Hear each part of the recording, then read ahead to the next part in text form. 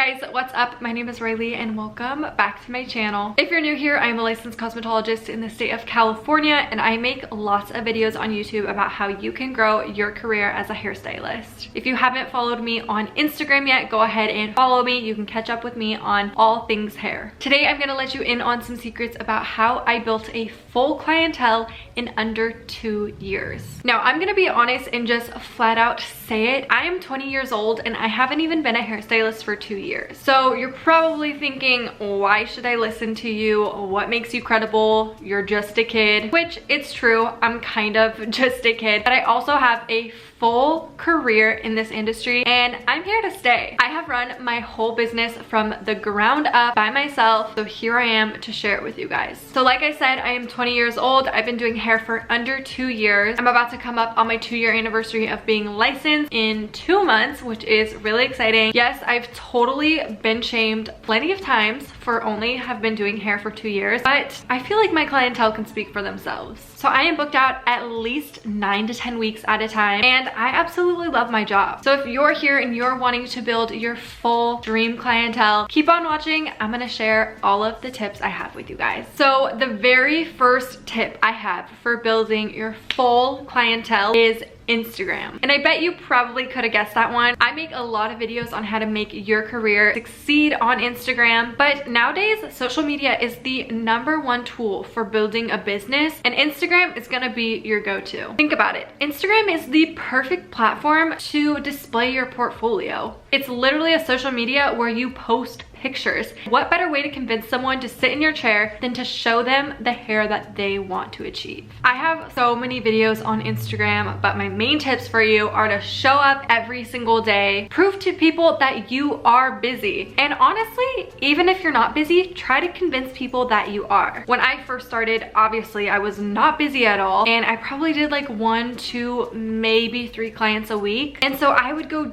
days and days and days without posting things. I would seriously post, I have openings Monday, Tuesday, Wednesday, Thursday, and Friday. Who wants it? When people see that you're posting how much time you have available, they're gonna be like, okay, but why aren't people going to them? If you're really not busy and you're trying to kind of convince people that you are, repost hair photos if you have to. Post the same head 3, even 4 times. Just make sure they're not in a row and people won't really notice. My second tip for you is to find your niche in the hair industry. Now, you don't always have to do this, and I think some people don't like to do this, but I will say this is the new and upcoming thing that hairstylists are going to be doing, and that is finding a niche. It used to be so traditional that the typical hairstylist can do it all, they can give it all, but honestly, that's just not really the case anymore. I am a blonding and lived in blonding specialist, which means at this point in my career, I don't take clients that are going darker anymore. Because number one, all the education that I focus on is blonding. I want to be so good at blonding that all of the blonding clients are coming to me. Obviously, that's not really the case. They obviously cannot all come to me, but you know what I mean. My niche is blonding and I only take blonding clients and I no longer feel pressured to accept everyone and everything that comes to me. But like I said, that is something that comes later down in your career. In the beginning, you're not always able to do that and that's okay. Finding a niche can sometimes come on later in your career. The third tip I have for you is to gain a positive reputation in your town. Luckily for me, I actually grew up in the town that I work in now. So a lot of my clients that first started coming to me were people that I went to high school with. They were moms of people that I knew. They were friends of friends of friends. I felt like that was a big advantage for me because a lot of people that I already knew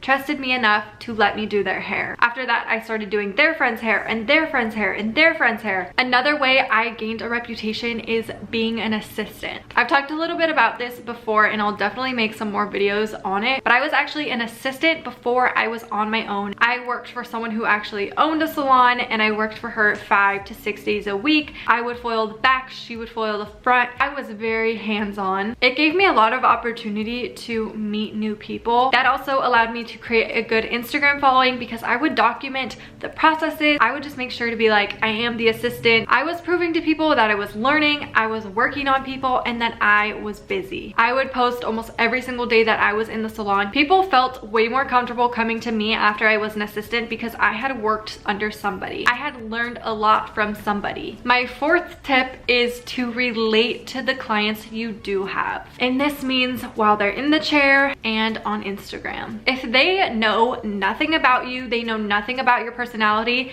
they just know you do hair, they're probably not gonna feel that close to you. I would go ahead and say that I am really close with a lot of my clients. I know where their hometown is. I know who their best friends are. I know about their boyfriend, probably things that I shouldn't know. I think a lot of it is that I am very close in age to a lot of my clients. Like I said, I'm 20 years old. I actually live in a college town, so a lot of the clients that I do have are very close in age to me. I think they think that I'm fun and relatable for whatever reason. I just really want my clients to feel like they are coming to a friend to get their hair done. Not only that, but I like to follow my clients on Instagram. I like to tag them when they're in the pictures that I post of them. Obviously it is business, but at the end of the day, you are building relationships with these people. Hair is a lot of it, but so is the way you treat people. You're never too good for anyone that's in your chair, and I think that's really important to remember. And the last tip I have for you, honestly, I think is the most important, besides Instagram, what really set my career off: work at a reputable salon. At my first salon, I was booked